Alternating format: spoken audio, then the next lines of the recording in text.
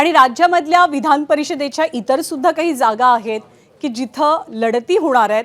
या खरं तर आतापर्यंतच्या जागा अशा होत्या की जिथे दोन पक्षांमध्ये, महायुतीमध्ये, महाविकास आघाडीमध्ये अंतर्गत कुरबुरी होत्या। पण इतर ज्या जागा आहेत तिथे प्रमुख लढत कोणकोणती आहे, कोण कोणाविरोधात लढतंय यावर एक नजर टाकूया।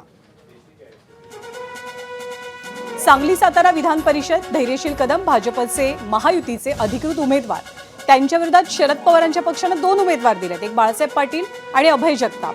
तानाजी पाटील शिवसेनेकडनं तर काँग्रेसकडनं संजय मेंढे, मयूर पाटील हे दोघेही रिंगणात आहेत। आता अर्ज कोण मागे घेतं धैर्यशील कदमांच्या विरोधात हे पाहावं लागेल।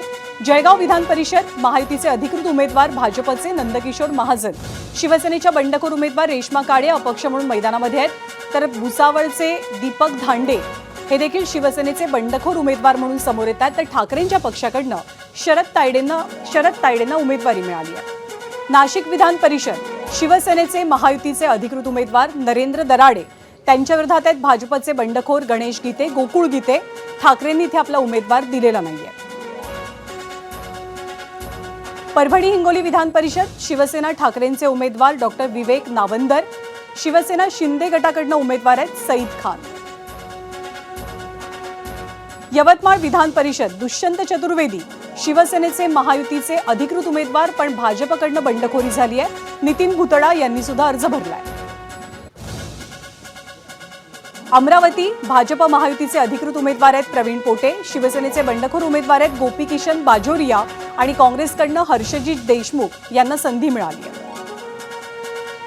सोलापूर विधान परिषद भाजप महायुतीचे अधिकृत उमेदवार आहेत राजेंद्र राऊत, शिवसेनेचे दोन बंडखोर उमेदवार आहेत, एक आहेत रमेश बारसकर, दुसरे महेश साठे।